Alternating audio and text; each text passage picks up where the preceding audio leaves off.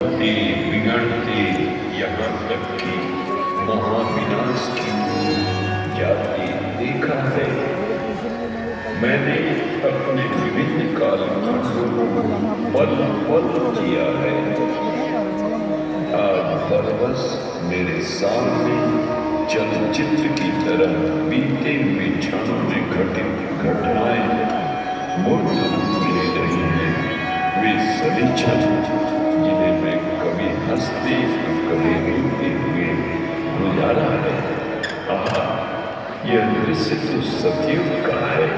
यह दृश्य मुझे भाव विह्वल कर रहा है।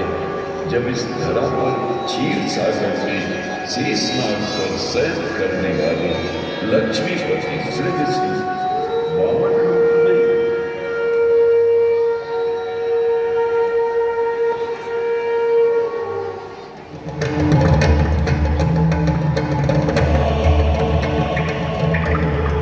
मैं दैत्यराज बलि ये संकल्प लेता हूँ कि आपके 3 पग में जो भी जितना भी समाएगा वो सब आपको प्रदान करूंगा, प्रदान करूंगा, प्रदान करूंगा। दैत्यराज बलि,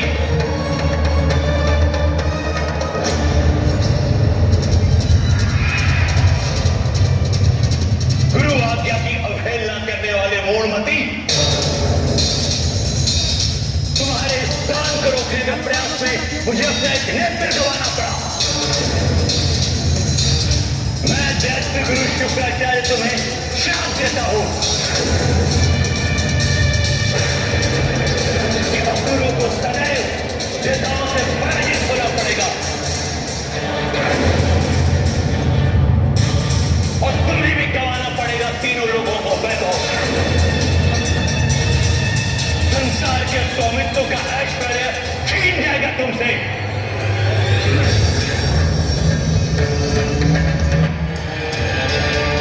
इन्हें सब देकर भी जो मुझे मिलेगा वो अनमोल है। दान प्रक्रिया में इस व्यवधान के कारण जो भी विलंब हुआ उसके लिए मैं क्षमा प्रार्थी हूं विप्रवर। 3 पग के माप में आप जो भी प्राप्त करना चाहते हैं उसे मैं सहर्ष प्रदान करने के लिए प्रस्तुत हूं। कृपया अपना दान प्राप्त कर मेरा संकल्प पूर्ण करें।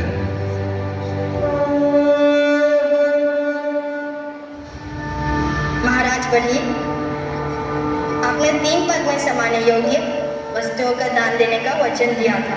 प्रथम पग में तो धरती का माप हो गया, द्वितीय पग में स्वर्ग एवं समस्त लोक सहित संपूर्ण ब्रह्मांड का माप हो चुका है। अब आप ही मुझे बताइए कि मैं अपना तृतीय पग कहाँ रखूं? बताइए राजन, बताइए कहाँ रखूं मैं अपना तृतीय पग? अब मुझे अन्य कोई रिक्त स्थान दिखाई नहीं दे रहा। प्रभु, अब तो मेरे पास कुछ शेष रहा ही नहीं जो मैं आपके श्री चरणों में अर्पित कर सकूं, किंतु वचन पूर्ण करना है मुझे। अब मेरे पास जो भी शेष रहा है वो मैं स्वयं ही हूं। अतः आप अपना तृतीय पग, अपना पावन चरण मेरे शीश पर रखिए प्रभु, रखिए प्रभु।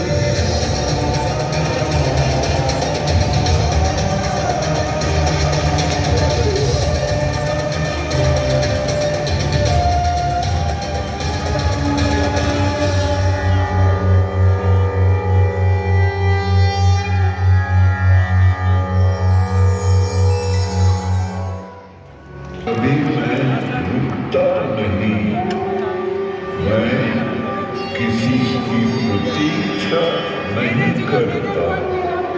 इसीलिए तो मेरे आंखों के सामने सचिव गुजरता चला गया और मैं निर्विकार देखता रह गया। मैं अभी सतयुग को समझ ही रहा था।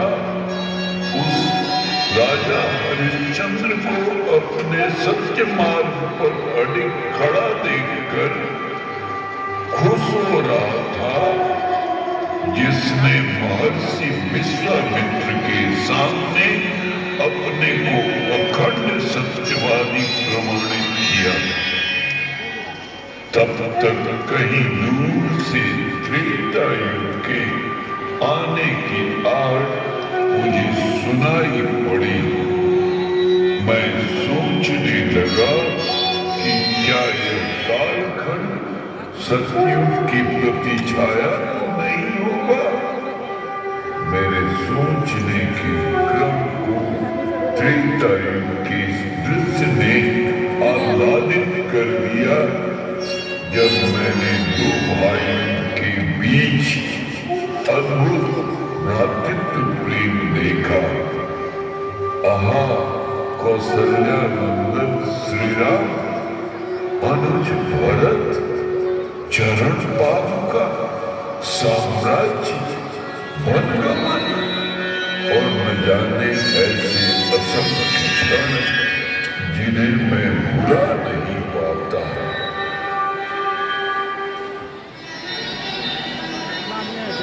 भैया, आज्ञा दो, मुझे क्या करना है?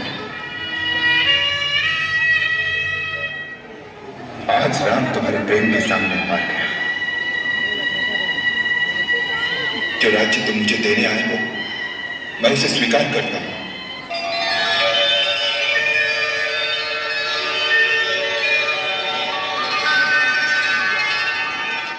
परंतु पिताश्री का वचन भी झूठा न हो, इसलिए मेरी तुमसे प्रार्थना है, 14 वर्ष तक मेरे स्थान पर तुम उस राज्यभार को संभालो।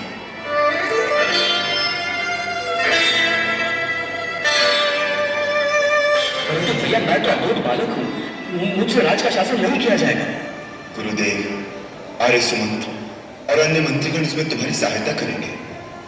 गुरुदेव की आज्ञा से सारे कार्य करोगे तो कठिनाई नहीं होगी, सारे कार्य सुगमता से होते रहेंगे और 14 वर्ष बाद आकर मैं अपना राज्य तुमसे ले लूंगा।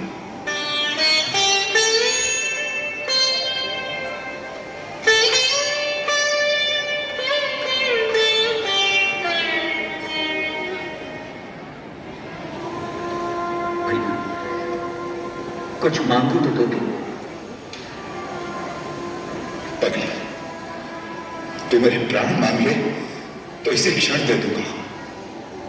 बोल, क्या चाहिए तुझे? मुझे अपनी चरण पादुका दे दो।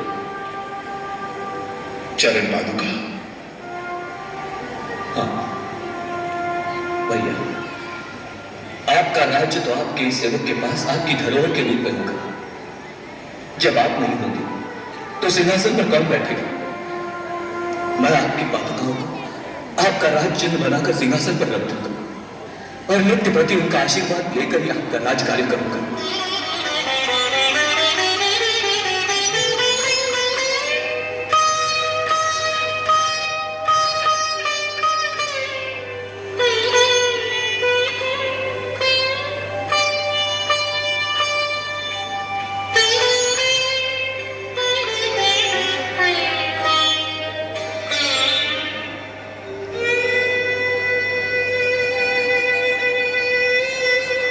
लक्ष्मण,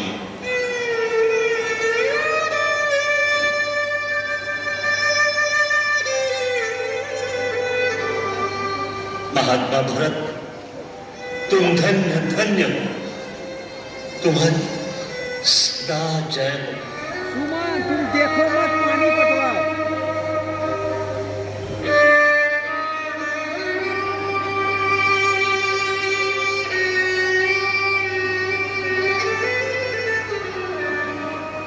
भैया, एक बार अपने चरण इन पर रख दीजिए।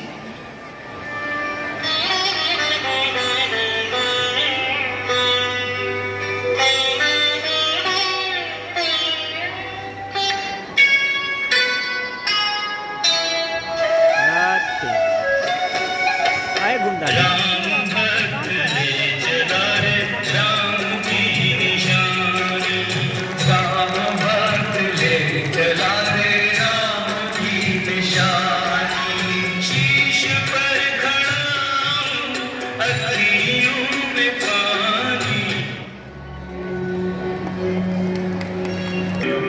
तुम उधर से चले सारे दृश्य जो तुमने दिखाए थे वो मेरे हृदय स्थल में अंकित होते चले गए। यह मेरा वह कालखंड था जिसमें देव और दानव दोनों साथ साथ एक ही रूप में रहते थे। सोचता रहा मेरा दोनों कालखंड अपने में कितनी भिन्नता लिए हुए है। अभी त्रेता के जाने की आठ समाप्त भी नहीं हुई थी कि एक दूसरा कालखंड मेरे गोद में मुस्कुराने लगा। मैंने इसे पहचाना, यह तो द्वापर है। यह मेरा वह कालखंड था जिसमें देव और दानव एक साथ रहते थे। मैं सोचने लगा कि जब ये दोनों एक साथ हैं तो कैसे कैसे घटनाक्रम का साक्षी बनूंगा मैं। और हुआ भी वही जो मैंने सोचा था।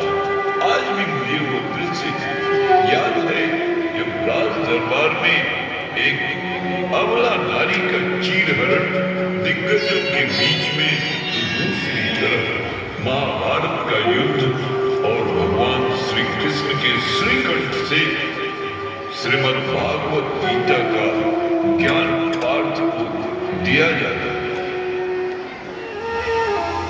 मुझे कर्तव्य का मार्ग ठीक से दिखाई नहीं दे रहा केशव, इसलिए हे वासुदेव, आप मेरी आत्मा के भी सारथी बन जाइए।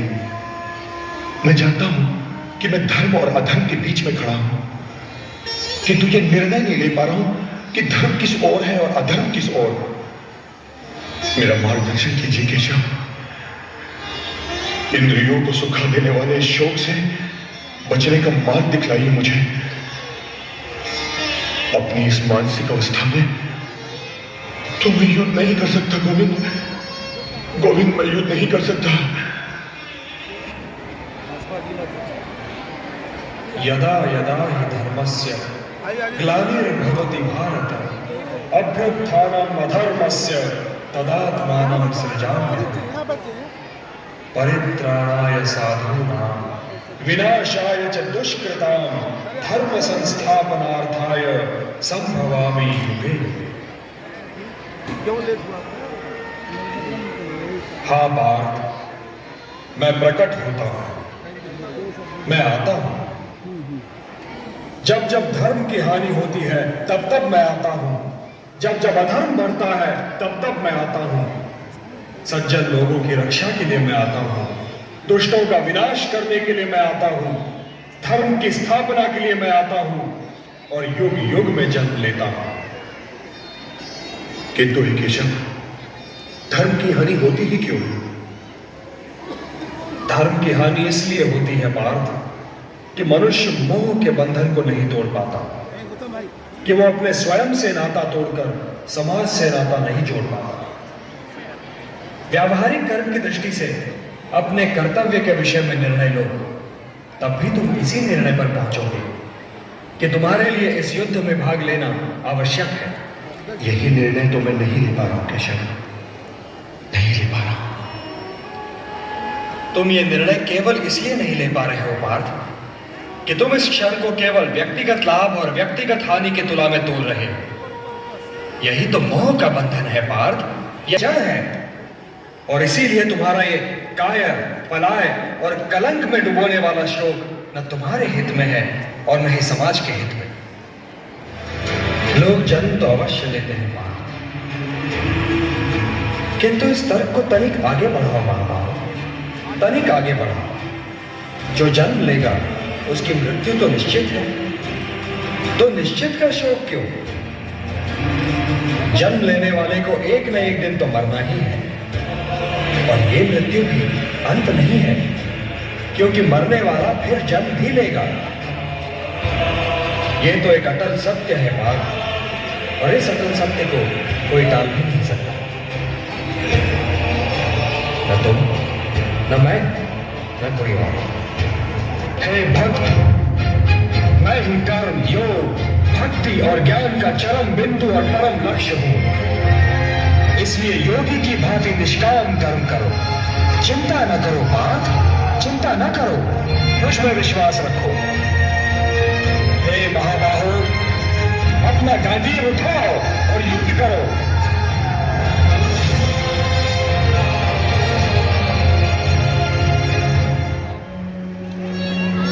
भगवान कृष्ण की बांसुरी की ध्वनि को याद कर प्रसन्न हो रहा था।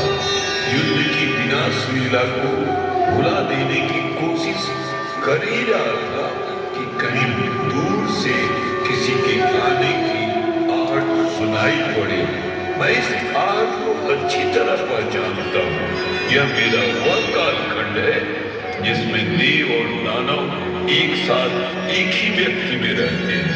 यह और कोई नहीं, कलयुग था।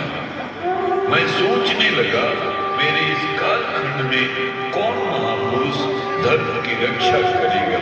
मेरे जीवन का वह क्षण बड़ा सुखद है जब इस धरा पर सनातन धर्म की स्थापना के लिए सृष्टिकर्ता ने दो अनमोल विभूतियों को सृजित किया।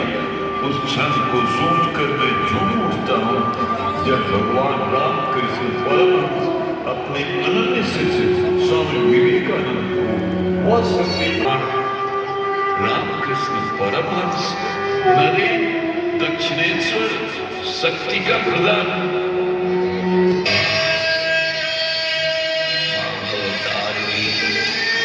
कल्याणी मां, दयाकर मां, मुक्ति दे।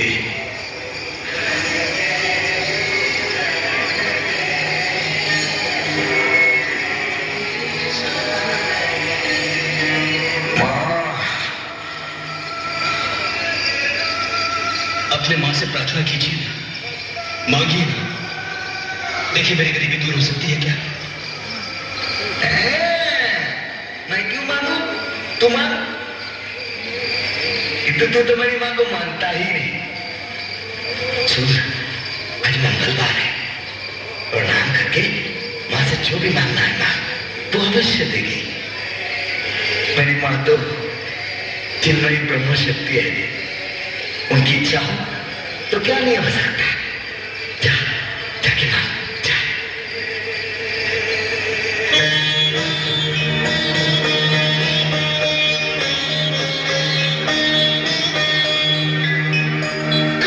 बड़ा मजा आएगा हमें देखकर।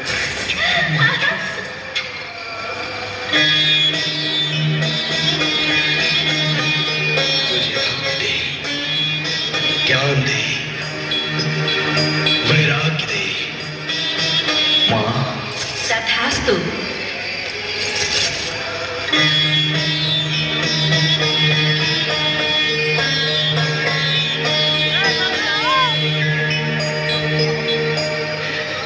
मांगा?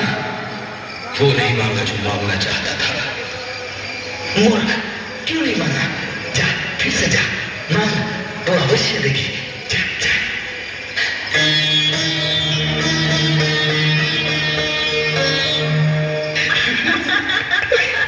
हाँ, ठीक है। हे मां,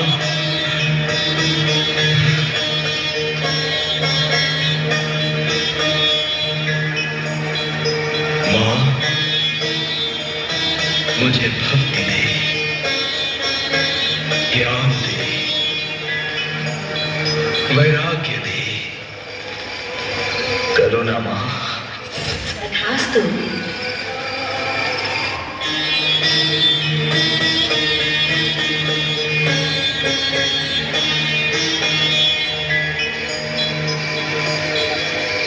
मांगा जो चाहता था? नहीं, तो फिर? मैंने भक्ति, ज्ञान, त्याग और वैराग्य मांगा। जो साला, पैसा नहीं मांगा। पैसा कैसा? जा, पैसा मांग, पैसा, जा।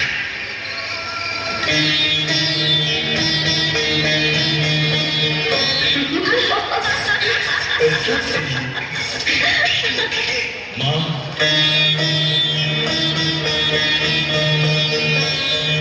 एक राजा से मुट्ठी भर ताने नहीं मांग सकता मां। आपने अवश्य कोई जादू किया है मुझ पर। इतनी कोशिशों के बावजूद मैं कुछ भी नहीं मांग पाया आपकी मां से। शायद तेरे भाग में सुख है ही नहीं, कोई भी मदद नहीं कर सकता तेरी, कोई नहीं। मैंने तो पहले ही तुझे मां के हाथों सौंप दिया था रे। आज मैं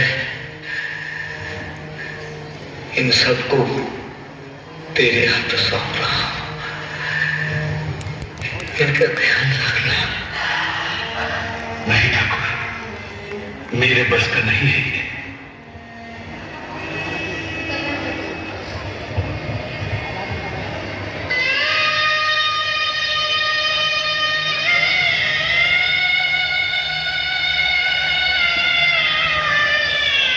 जो कुछ भी मेरे पास था उसे मैंने तुझे सौंप दिया रे। मैं भिखारी हो गया, अब मेरे पास कुछ भी नहीं है। कि जो कुछ भी तुझे दिया है, तुझे इस संसार में बांटना है। चल कल्याण